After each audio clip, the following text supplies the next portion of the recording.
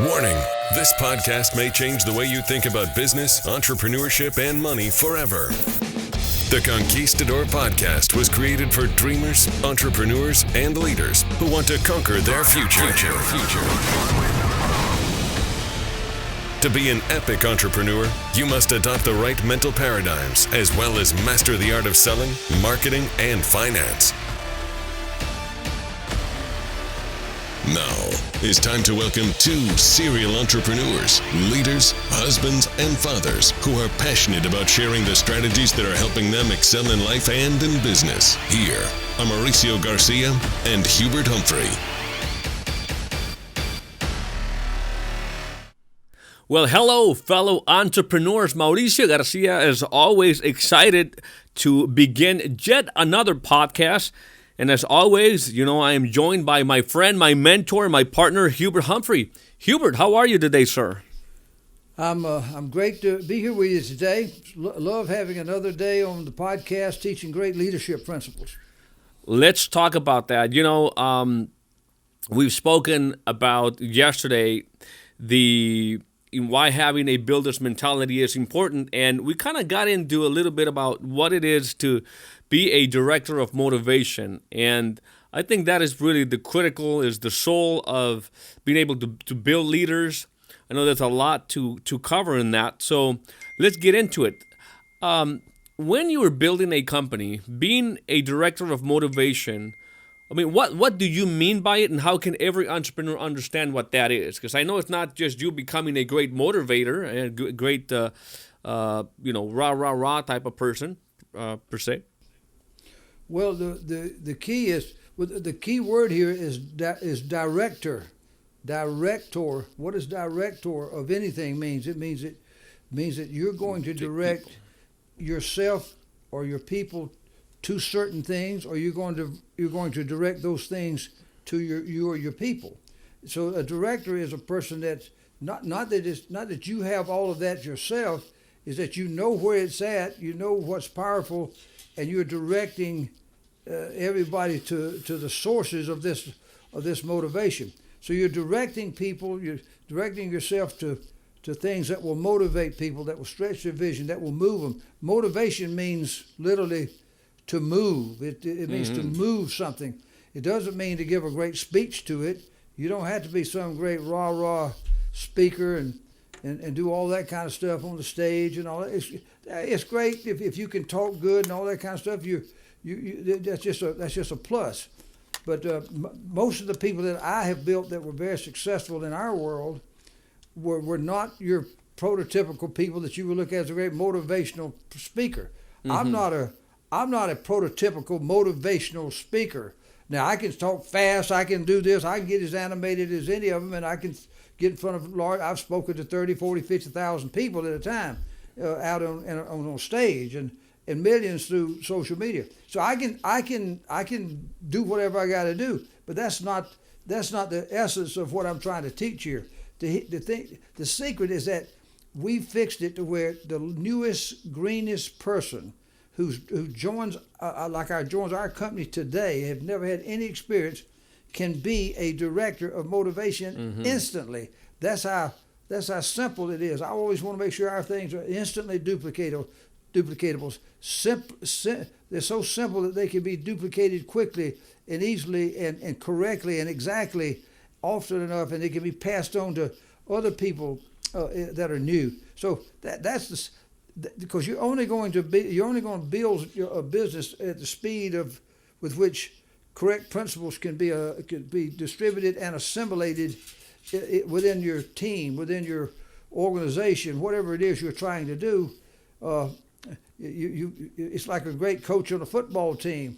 Those that know how to go and reach the hearts and minds of a bunch of people in a simple way, quickly, and keep it going, and it can be assimilated, and the next group can be assimilated and can be assimilated. You grow at the speed of motivation or assimilation of motivating materials. So director of motivation is the key, because you can recruit some people, build them into some teams and everything, but if you can't go and move those teams, if you can't keep them fueled where they'll move, then you've built it for naught. So Okay. you got to move it. Good intro of what it means to be a director of motivation. Yesterday we were talking about a builder's mindset, and I wanted to get into maybe a little prematurely into, in order to build something big, you have to build yourself, obviously, and then you have to build your people. And by building your people means building the leadership or building the leader inside of that person, right? And so how do you go about obviously doing that? How do you build a leader?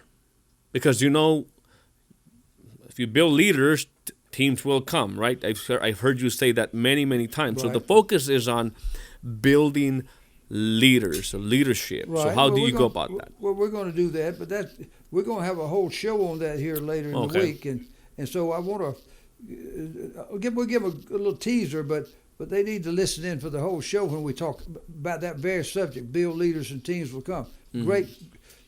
Great subject. The people that can grasp that can build great organizations. But the essence of building anybody is making sure you teach them correct principles so that they can govern themselves. That's the in the simplest form is how leaders get to be built in my mind, in our world, in our business. We teach them simple, correct principles so that they can govern themselves, and then we have it a system, and if they can align themselves with that system, they can become a leader. If I take a brand new person today in our business and just say, hey, look, we're in this business, man, you're going to end up having to get licensed, you're going to have to learn a lot about products, you've got to learn how to get appointed with carriers, you're going to have to learn this, that, and the other. You got regulatory things you got to learn, you got product things you got to learn, you got sales ideas you got to learn, how to overcome objections, how to meet people. I mean, we could blow the people away. We don't do that. We try to simplify. And so we try to make sure that we teach them the correct things first. It's like if you got a brand new baby, you don't go put them at the table and feed them meatloaf or a steak and potato. You got to give them some sort of formula.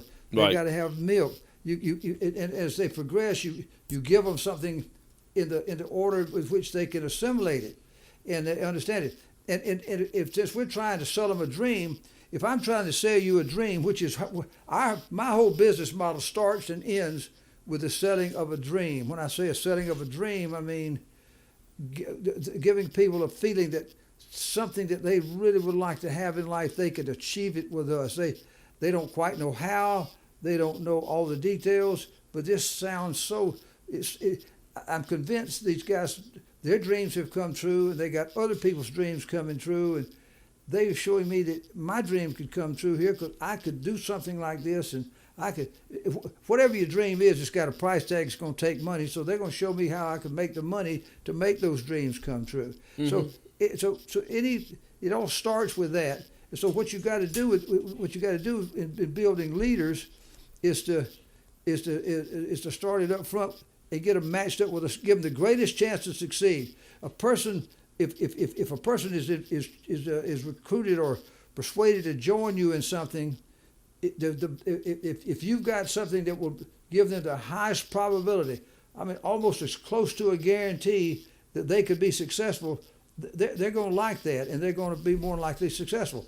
And that's why having a system, our leadership format system, is nothing but a dream fulfillment format system. Is all it really is. It just takes brand new people. If they'll align with this system, they can become the leader. The leader is the system.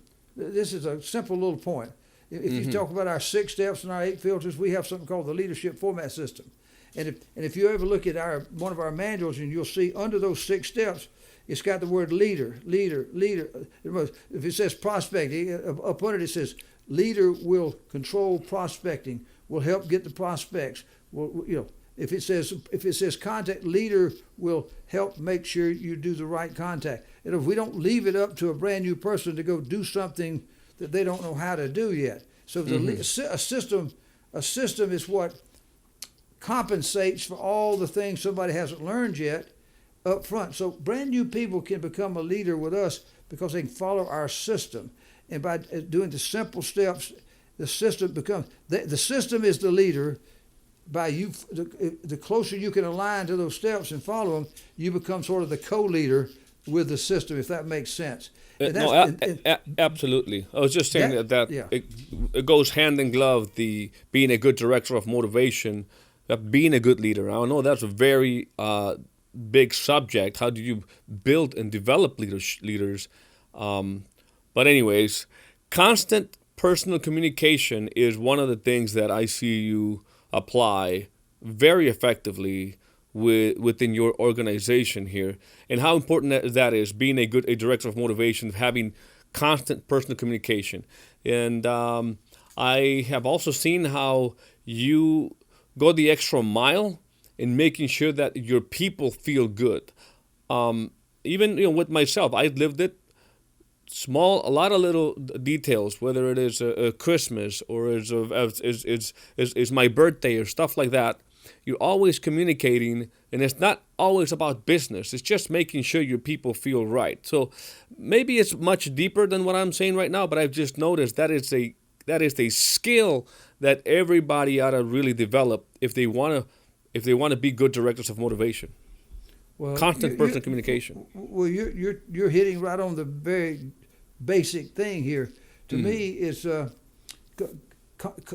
constant. CCC is you got CPC, which is constant personal communication. That means constant means you're doing it regularly. You don't forget to do it. You do it timely enough, often enough. That's what constant means. And personal means, the word personal is a very powerful thing in life. All your spouse really wants from you is your personal attention. All your children want from you is your personal time and the fact that you know them. If you got a pet, all that pet wants to know is that you personally will care for them and you pet them and care for them. People want the greatest. I've given statues and awards and cars and all kind of things as awards over the years. Tremendous things that are awards. Yeah. But none of them were near as good as giving somebody my personal time or let them know that. Let them know that I'm not too busy to know who they are. In fact, we had about 35 leaders came in this past week, the last 2 or 3 days last week. Last week in Atlanta, and a lot of them are fairly newer leaders up and coming out there. But I could mention, I knew their names, and when they were sitting down with me in there, and I could call on their names, they didn't even have name tags on, and I knew their names. It didn't make a difference what I was teaching them.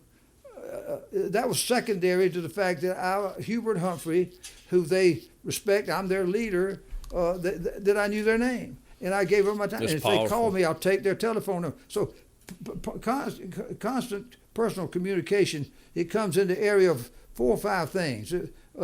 One, I think encouragement when somebody's discouraged is probably the most powerful thing you can give them, besides just your time and recognition.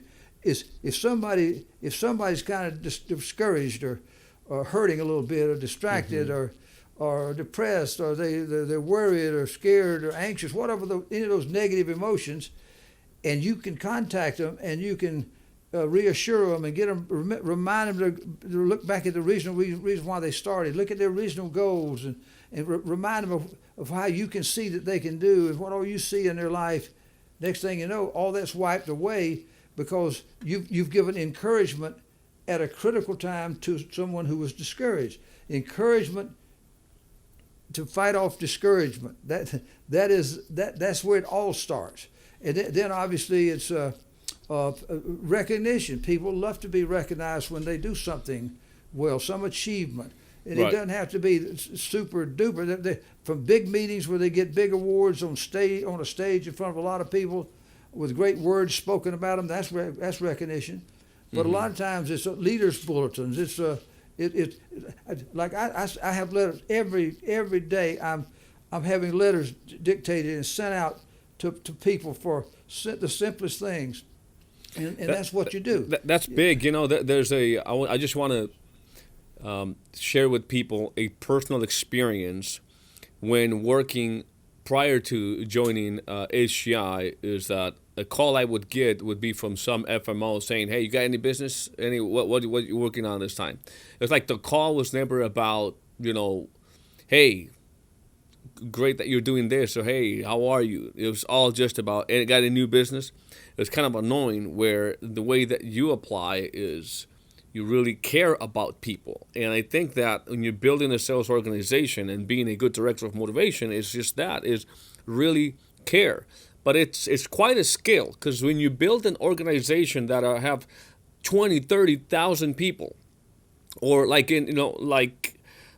organizations you built in the past with hundreds of thousands of people, how are you able to really reach that deep down and still have that personal communication with them? That's quite a skill, and I think it's critical for anybody looking to build anything big.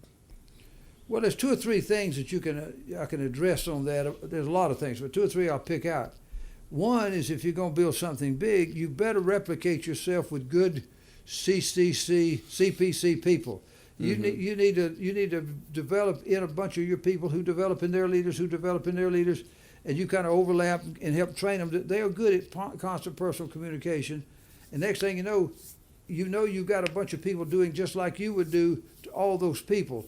And so the irrigation system can reach the last row, the last stalk of corn on the very last row, because you've got a whole bunch of remotivators, recommunicators type people out there. So you got to build a system of those kinds of people. And then the other thing is that by using the technology, Zoom meetings or big meetings, you're able to go and communicate to a lot of people. Like I was sitting in a room, there was 35 people. They were, some of those people 8 and 10 generations deep in hierarchies from me, but I'm talking to them. I was going wide, I was going deep, and I was going geometric in my communication and training in one meeting. And then the other thing is if you genuinely are a servant leader type person, and you generally are focused on the right things and not just calling your people up like you said these people called you up. If you treat people just like their production, right? They're not going to respond. People. If you treat them right, the production is going to come. I promise you that. That is the paradigm shift right there. That's the key, and the key is if you genuinely care about people. I mean, I've been fortunate enough to be able to been in meetings where I've seen leaders stand in front of 30, 40, 50 people, and I knew they were talking to me. That was a great leader who really had the ability to. Wasn't that he was faking it with words? Because I know the difference between the speeches and the right words. Yeah. But I knew that person believed what they were saying, and they cared about people. And so I've tried to be when I'm in front of people, whether it's 5 people or 1 person or 1,000 people. In fact, if you're ever in a meeting that I'm giving, whether it's 50 people or 50,000 people, I'm speaking to one person. It just has to be 50,000 one persons out there, but I'm speaking to one person. I'm not speaking to a crowd, and I'm trying to speak to them about the commonalities I know we all have as people, and how we all feel, and try to say and do the things that can reach all these people. So your message has got to fit the message that you're communicating. To be a director of motivation, it's got to fit the world that you're operating in. And so is that really a mentality that you have walking onto a stage when you're addressing thousands of people? Really, it's like I'm going to speak to one person. That's right. I mean, that's the way That's a great tip. That's a great tip. I used to think I had to get up there and give some big old speech, and I'd have all this kind of stuff written out and laid out, and I'd give speeches in front of a bunch of people and everything. And I got through, and I said, "What did I just do? What I bet you couldn't go talk to. I bet you couldn't go out there and interview 50 of them to find out what I really was saying.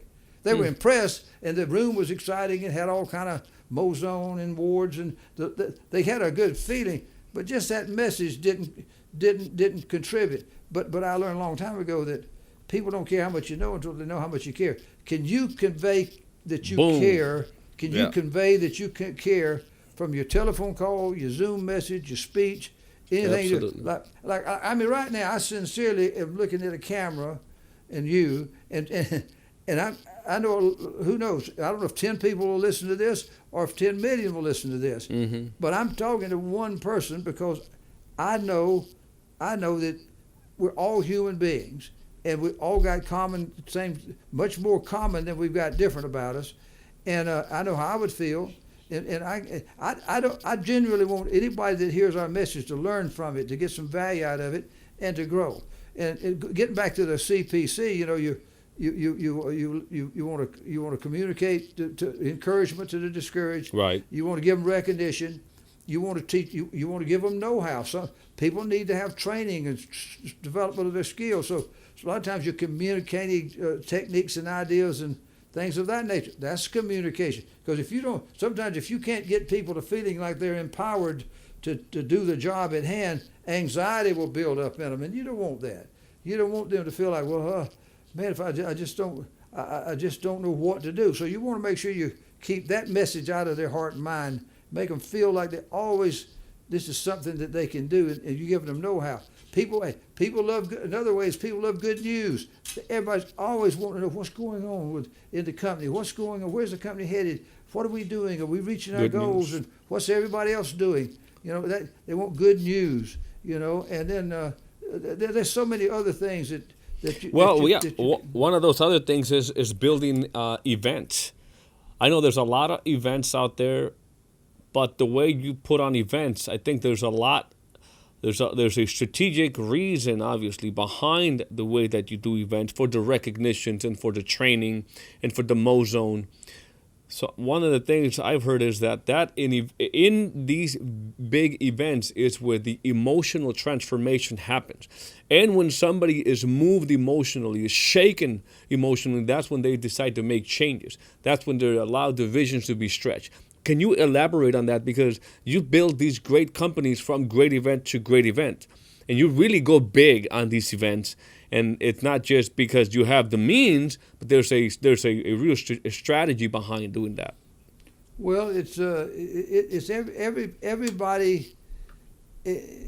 Everybody needs to know that they have to have rallying points, and so we try to create these events, whether it's a local event or whether it starts with one little team or an area or a particular hierarchy or a whole company. Mm-hmm. The events are designed to get everybody together, all your peers, and you get to be recognized, or at least have the ability to qualify to get up and be recognized in front of your peers and to receive awards and create a world of opportunity that you don't get. It's a hero-making machine, really. That's really what this whole thing's about. Is being a director of motivation. If I could give you one extra label that you could put to it, you're running a hero-making machine. You're taking people who were zeros in their life, never knew had no place to go, and then one day somebody talked to them and persuaded them to take a look at your opportunity, like they look at ours, and they joined with you. And if you're doing it right, that was the greatest day of their life when somebody shared it with them and they joined, because now all of a sudden you're turning them into a hero. And so it's a there you go. It's a hero-making machine, and you gotta.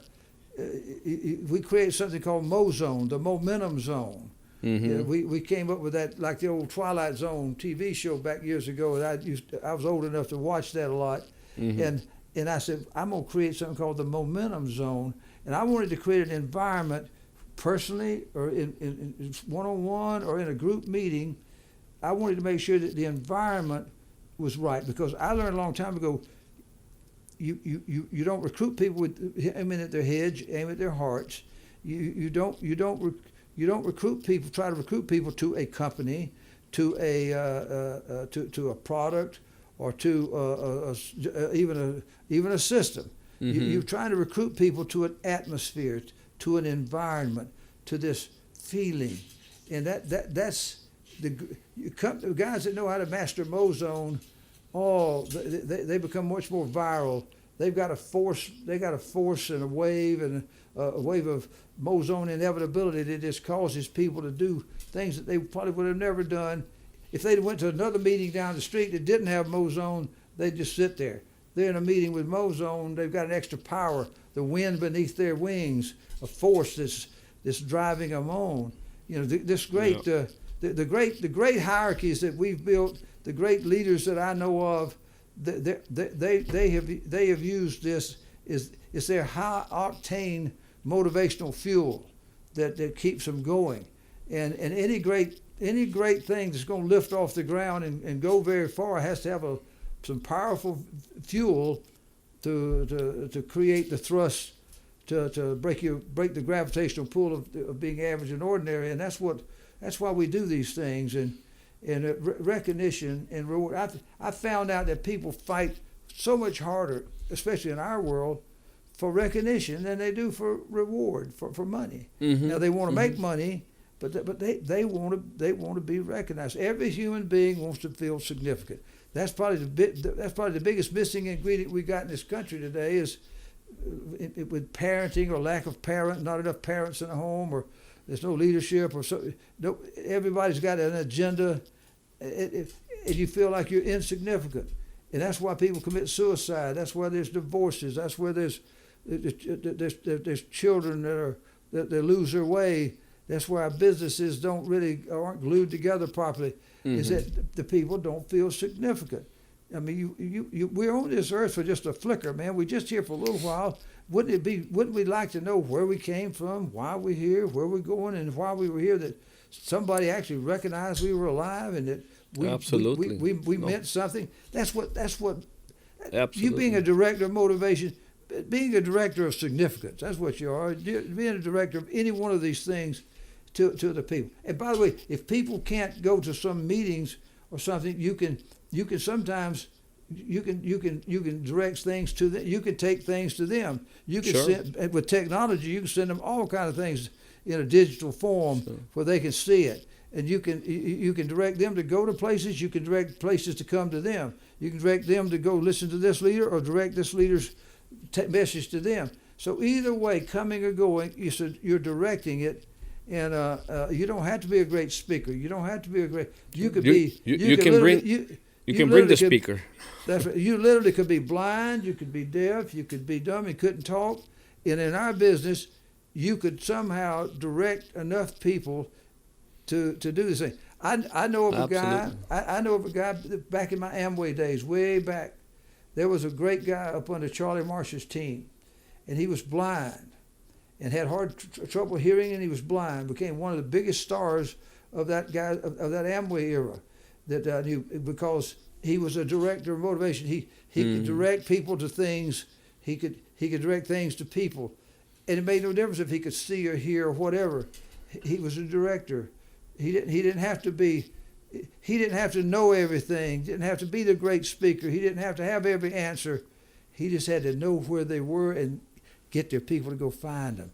See, biggest thing that kills most people in a business like ours is they mistakenly think, oh, man, I'm getting into business. I've never been in business before. I've never done things like this. I've never had a license before. I've never been in financial services. I don't know anybody. All these things that they focus more on what they don't know than what the opportunity is. So we have to change that, because we got to let them know that it's not who you know, it's who do they know, and who do they know, and who do they know. And our system is designed where you can override all those people. You know, you may not ever. Most of our great builders only recruited a handful of people, 2 or 3 or 4 people, but they might have talked to 10 or 15 or 20, but they got 2 or 3 or 4 recruited, and they built and tap rooted that thing on into something great. So we eliminate all these obstacles that people have. And it's not who you know, it's who do they know. And a lot of people think, well, I've got to go. I can't go talk to anybody. I can't recruit anybody until I go get all the answers. I don't even want to go try to make an appointment to make a sale to a client. Because if they were to ask me something, I want to know every answer. That's the worst thing. So director of motivation has got to go and move that kind of thinking out of their thoughts and replace it with their look, you're not. If you wait till you know it all, you'll never get started. These people don't expect you to know-it-all. You're a new person. That's why we're going to have a field builder, and you're going to borrow somebody else's knowledge, and they're going to go out and represent you, and you can watch. So we try to take all those things out. That's what a director of motivation does all those things. Well, it's clear to me definitely a value-packed podcast today. Remember, it's not just about creating a meeting, but it's creating an event. It's not about knowing or you being the know-it-all, but if you're a good director of motivation, you could get the speakers. You just have to set the stage. You have to bring in the elements together. And sometimes when you join great companies like Hegemon Group International here with Hubert, Hubert, you put these events together for your leaders. They just got to direct people there.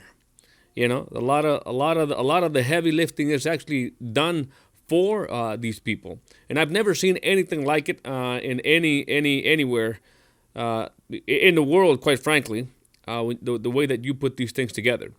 So I think that pretty much sends the message of how important it is to really be a director of motivation. I know there's a lot more, but for that, I'm going to invite everybody to continue to follow this podcast and just continue to learn from the things that we have to share and bring in. 40-year experience of success from a legend like Hubert Humphrey. It is really a blessing, and is an opportunity that no entrepreneur should let go. And so with that being said, I want to also remind you that the greatest opportunity, the one that will enable you to really materialize the American dream, is out there and is now better than ever before.